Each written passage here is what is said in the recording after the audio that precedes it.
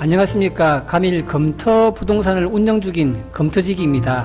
오늘은 민간 임대 아파트에 대하여 일반적인 사항을 알아보고, 다음 편에는 저희 하남 감일지구 B8 블럭에 공급되는 제1 풍경채에 대한 입주자 모집 공고가 나오면 그것에 대하여 자세히 분석해 보는 시간을 갖도록 하겠습니다. 오늘 말씀드릴 내용은 총 5가지 큰 틀에서 살펴보도록 하겠습니다. 첫 번째는 민간 임대 아파트의 개념과 자격에 대해서 알아보고요. 두 번째는 민간 임대 아파트의 종류가 어떤 것들이 있는지, 그리고 세 번째, 실제 민간 임대 아파트로 공급된 최근의 사례에 대해서도 알아보고요. 네 번째는 민간 아파트가 실제로 어떻게 진행되는지, 진행 과정에 대해서 조금 더 상세하게 알아보도록 하겠습니다. 그리고 이제 마지막으로 민간 임대 아파트에 대한 실제 장점과 우리 민간 임대 아파트를 청약하기 위해서는 반드시 확인해야 될 사항이 어떤 게 있는지에 대해서도 알아보고 오늘 영상을 마무리할까 합니다. 그리고 영상을 본격적으로 시청하기 전에 구독과 좋아요도 부탁드립니다. 민간 임대의 개념을 알아보기 위해서 일반 분양과 비교를 해서 말씀드리는 게 좋을 것 같아서 한번 비교해 보겠습니다. 우선 일반 분양은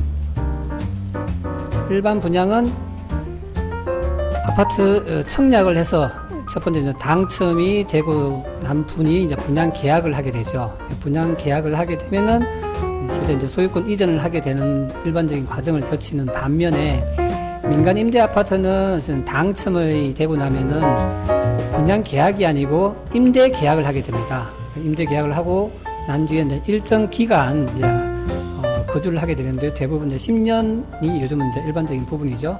그러고 난 뒤에 실제 이제 10년이 지나고 난 뒤에는 소유권 이전을 하게 되는 이런 형태를 띠게 됩니다. 일반 분양과 민간 임대 아파트의 청약 자격은 어떻게 다를까요?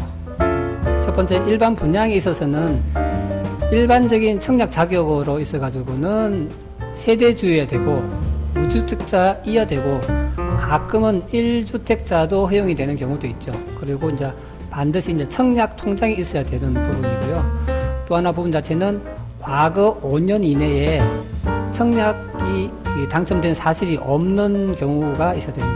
그리고 이제 요즘은 과거와 다르게는 이제 당첨이 되고 난 뒤에는 거주 요건도 새롭게 이제 붙고 있는 실정이죠. 그에 반해서 이제 민간 임대 아파트의 청약 자격은 아주 프리합니다. 첫 번째로는 대한민국 국민에서 만 19세 이상이면 대부분 다 제한 없이 다 가능합니다. 민간 임대 아파트를 하는 시행사에 따라서 가끔은 거주지 요건을 따지는 경우, 세대주로 제한하는 경우도 가끔은 있습니다만, 그거는 실제 이제 입주자 모집 공고를 보고 확인을 해야 되는 부분이고요.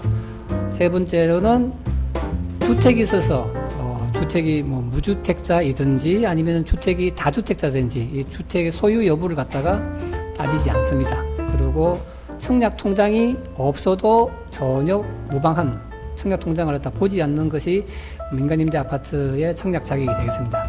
이렇듯 일반 분양의 청약은 굉장히 까다롭지만 민간 임대는 제한이 거의 없다라고 보시면 될 것 같습니다. 이렇게 청약 조건이 자유로운 임대 아파트에 대한 종류는 어떤 것들이 있는지 살펴보면은 임대 아파트에서는 각각 파생된 또 다른 것들이 있지만도 일반적으로 크게 2가지 측면에서 살펴보시면 되시겠습니다. 첫 번째는 공공임대, 두 번째는 민간임대, 이렇게 크게 나눠지고요. 공공임대는 말 그대로 공공에서 임대, 즉 LH나 SH 쪽에서 임대를 하고 일정 기간 뒤에 분양을 하게 되는 부분이지만, 이게 공공임대라는 부분 자체는 민간임대보다는 청약 조건이 좀 까다롭습니다. 그래서 이 부분은 지금 오늘 살펴볼 부분이 아니고 민간임대에 대해서 살펴보기 때문에 자세한 부분은 생략하기도 하고요. 민간 임대에 대한 부분 자체는 말 그대로 민간에서, 민간 건설사에서 임대를 하고 분양가 및 분양 전환 여부는 공고문에 따라서 조금씩 다르기 때문에 청약을 하시는 일반 우리 청취자분들께서는 반드시 입주자 모집 공고를 확인하고 거기에 맞게 청약을 할지 말지에 대한 부분은 결정을 해야 될 것 같습니다. 세 번째로 살펴볼 부분은 최근에 진행된 민간 임대 아파트와 그에 대한 어떤 경쟁률을 살펴보면은 좀 더 이제 피부로 와닿지 않을까 싶어서 살펴보겠습니다. 최근에는 경쟁률이 과거보다 훨씬 더 많습니다. 그만큼 폭발적인 인기를 얻고 있다고 보이면 되겠습니다만, 첫 번째 사례로 제가 찾은 것 같은 2017년에 성남 고등지구에 진행된 제일풍경채, 이번에 저희 가밀지구에 진행되는 건설사와 동일한 건설사죠. 그 당시에는 경쟁률이 5.36대 1이었고 2020년도에 진행된 신광교 제일풍경채, 이것도 제일풍경채였었는데요. 그때는 15대 1이었습니다. 작년 6월달 2021년 6월에 진행된 오송 2차 대광 로제비앙 같은 경우는 세대수도 꽤 되는데 여기는 114대 1이었습니다. 그리고 작년 9월달에 많은 사람들의 관심을 끌어줬죠. 위치가 워낙 좋았기 때문에 수지구청역에 공급됐던 롯데캐슬 하이브에 이게 총 715세대 분양 중에서 경쟁률이 227대 1, 굉장히 많았었죠. 그리고 이제 작년 12월 달에 서울 지역에 공급해서 청약을 했던 도봉 롯데캐슬 골든파크 같은 경우는 실제 아직까지는 경쟁률을 갖다가 발표를 하지 않고 있는 상황입니다. 이렇게 보시면은 과거보다 최근에 가면 갈수록 민간임대 아파트의 경쟁률이 더 심해지고 많은 사람들이 관심을 보이고 있다는 것을 한눈에 볼 수 있겠죠. 그만큼 일반 청약은 힘들고 그 대신에 이제 이런저런 자격 요건이 완화되어 있는 뭐 이후에 또 장점들에서 살펴보겠지만도 가장 많은 장점들이 있는 이 민간임대 아파트에 대한 관심도가 굉장히 높아지고 있는 실정입니다. 민간 임대 아파트의 청약 진행 과정을 보면은 첫 번째 먼저 이제 청약을 하고 청약에서 당첨이 되고 그러고 나면 이제 입주를 하게 됩니다. 입주를 하게 되면은 일정 기간 동안 10년이라는 일정 기간 동안 거주를 하고 나는데 분양 전환을 하게 되는 이런 일련의 과정을 거칩니다.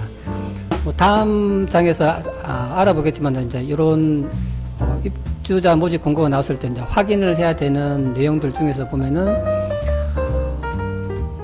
청약하고 난 뒤에 당첨되고 난 뒤에 입주할 때까지의 전매가 가능하다면은 몇 번을 전매가 가능한지 대부분은 이제 2회 정도가 가능한 걸로 되어 있는데 이 부분도 확인해 봐야 되는 부분 자체고, 두 번째는 아주 중요하죠.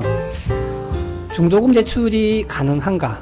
중도금 대출도 한 두 가지 정도로 하고, 이제 허그 보증으로서 진행하는 건지 아니면은 건설사 자체 보증으로 진행하는 건지에 따라서 확인도 하고, 거기에 따라서 이제 대출이 가능한지를 이제 확인해 돼야 되는 상황이고요.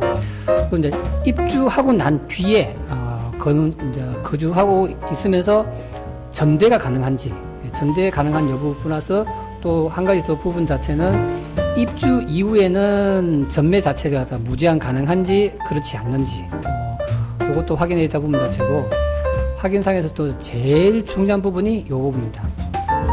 실제 민간임대 아파트에 대해서 나중에 이제 분양 전환 금액이 확정되어 있는지, 그리고 두 번째는 우선 분양권 자체가 부여되어 있는지, 요거 부분을 확인하는 부분이 가장 큰 부분이라고 하겠습니다. 요거에 대한 부분 자체는 그 다음 페이지에서 다시 또 다루어 보도록 하겠습니다. 마지막으로 민간임대 아파트에 대한 장점, 그리고 민간임대 아파트에 청약하기 위해서 반드시 확인해야 될 사항, 이 두 가지에 대해서 알아보겠습니다. 첫 번째, 이제 장점으로는 앞전에 말씀드렸다시피 청약 자격에 있어서 제한사항이 거의 없다는 부분 자체, 수도권에 거주하고 세대주면 되고 만 19세 이상이면은 되는 그 이외에 다른 특별한 제약 조건이 별로 없다는 부분 자체고, 거기에 있어서 아까 말씀드린 까다로운 조건, 청약 통장은 필요 없고, 그리고 소득 자산 조건에 있어 가지고도 어떻게 따지지 않는다. 내 소득이 많다든지 자산이 많다든지 전혀 보지 않는다는 거. 그리고 이제 주택수 이 부분도 전혀 앞전에 제가 말씀드렸죠. 유주택자이든 무주택자이든 전혀 따지지 않는다는 부분 자체고. 그리고 이제 요 장점 중에 세 번째 부분 또 사람들이 많이 이게 장점으로 다가오는 것 중에 하나죠. 당첨되어서 거기에 내가 실거주를 하든 아니면 전대를 주든 간에 일단 당첨 시에 그 임대 아파트에 대한 부분은 주택수에 포함이 되지 않는다는 거죠. 말 그대로 소유권이 아니고 임차권이기 때문에 주택수에 포함되지 않는다는 부분이고요. 이게 소유권이 아니어서 주택수에 포함이 안 되다 보니까 각종 세금으로부터 굉장히 자유로웠습니다. 첫째는 보유세에 대한 부분 자체 전혀 세금이 나오지 않고요. 취득세 당연히 안 나오고 전매 시에 양도세도 나오지 않습니다. 요즘 같은 경우는 다주택자 같은 경우는 단기로 할 때는 세금 양도세가 거의 75%까지 올라가는 데 있어서 임대 아파트 같은 경우는 중간에 어떤 데가 프리미엄을 주고 양도를 했을 경우에도 양도세가 전혀 나오지 않는다는 부분 자체고, 그리고 또 이게 어떤 소득으로 안 잡혀 있기 때문에 건강보험료 부분 자체도 전혀 영향을 주지 않는다는 부분입니다. 그리고 이제 마지막으로 민간 임대 아파트를 청약하는 데 있어가지고 반드시 확인해야 될 가장 큰 부분, 아까 앞번에도 말씀드렸지만도 가장 큰 부분 자체가 이 부분입니다. 분양 전환 금액이 확정되어 있느냐 아니냐. 어떤 데 경우에 따라서는 최근 사례에서 알아봤다시피 최근에 했던 그 수지구청역 롯데캐슬 같은 경우는 이 분양 전환 금액이 확정되어 있지 않습니다. 그러니까 10년 뒤에 분양 전환을 할 때에 얼마로 분양할지에 대한 부분이 확정되지 있지 않다는 그 부분이 좀 큰 부분이고요. 일반적으로는 대부분 시세에 80% 선에서 한다라고 하지만 확정되지 않은 상황이기 때문에 이 부분이 확정되냐 안 되냐, 이 부분이 가장 큰 부분이라고 할 수 있겠습니다. 그리고 두 번째는 중도금 대출 가능 여부, 당연히 말씀이시죠. 그리고 이제 우선 거주자 우선 분양 여부, 실컷 10년을 살았는데 나중에 가서 시행사 쪽에서 거주자한테 우선 분양하지 않고 일반으로 다 하겠다라고 하면은 정말 낭패를 보게 되는 상황이죠. 그리고 아까 말씀 명의 변경 횟수가 얼마나 제한이 있느냐. 여태까지 나오는 이 명의 변경 횟수는 대부분 제한이 없는 걸로 되어 있는데, 그래도 혹시 모르니까 확인을 해야 되는 부분 자체고, 아까 말씀 또 전제가 가능한지, 이 부분은 돼도 되고 안 돼도 그만이지만 그래도 확인하는 게 더 좋겠죠.